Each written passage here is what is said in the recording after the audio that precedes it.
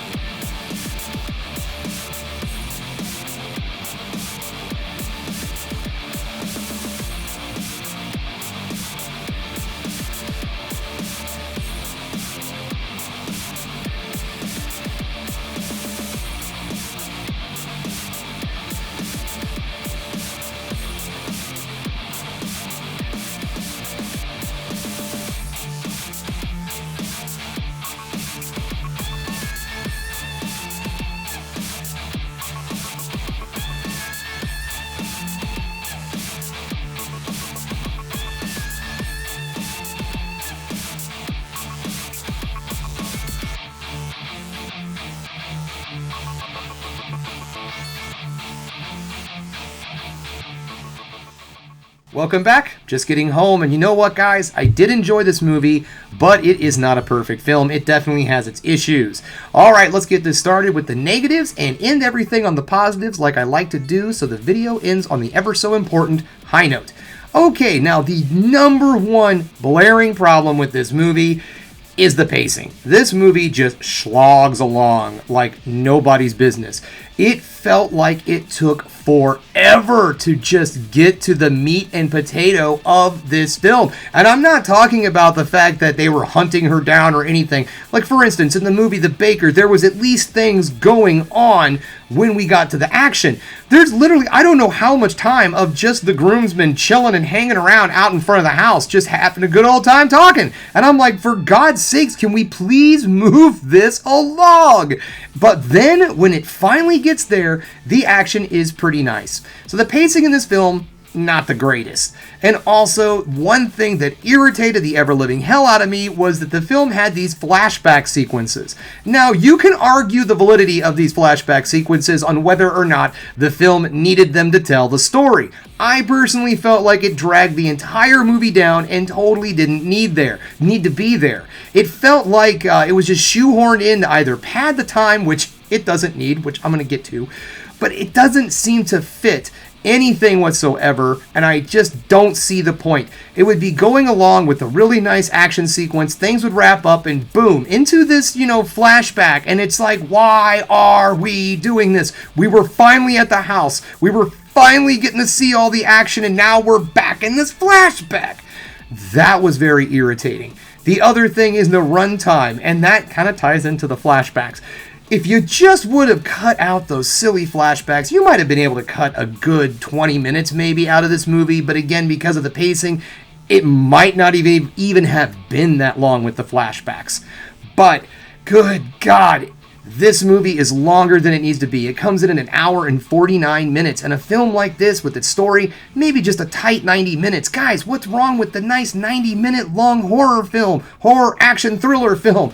I like those. They're good. They serve a purpose, and we need them. Please, trim this film down. If it gets a DVD, Blu-ray, whatever, trim this movie down. That's all I have to say about the negatives. Now let's move into the positives. Now, I did say that the fight sequences are good. Yes, that's where this movie shines. The fight sequences are fun, and the film also relies on my personal favorite, practical effects. The kills in this movie are also really well done. Some are, imaginative, but most of them are just your typical hand-to-hand fighting kind of fights, and then they end with somebody dying. That's the general kills in this. Not necessarily your fun slasher over-the-top kind of stuff. There's a couple of those, but that's not really the meat and potatoes of this movie. It's mostly hand-to-hand fighting. And there are some actual professional stunt folk that are in this film that do some really great stuff. Our actors in this movie, they also are very convincing when they're doing their action sequences. So in those parts, the movie does shine. It's just getting to them, man. The cast in this movie wasn't bad. I enjoyed everyone in the film. I thought they did a great job. The dialogue tried to be wittier than it was. There was some decent jokes in it, but they didn't always quite land. But it wasn't irritating by any means. So the dialogue, the acting, the story wasn't bad at all. There was one thing that this film does that I really enjoyed, and that is you learn who they are kind of sprinkled in as the film progresses. But because of those doggone flashbacks, it has a tendency to slow everything down, like I was saying. But the way the story was progressing was fine, because you learn things about them as the action is happening, who they are, who they work for, what's going on, so on and so forth. And I like the way that the film gives you little clues throughout the entire action. But man, anyways, I'm not going to say it again.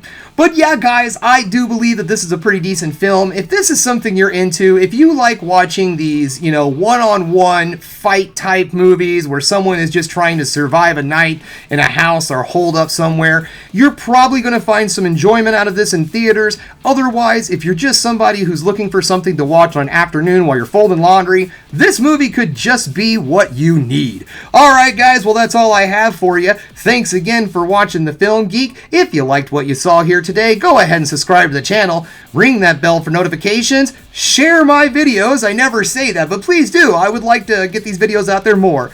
But if there's one more thing you can do, folks, that is keep watching movies. You know I'm gonna.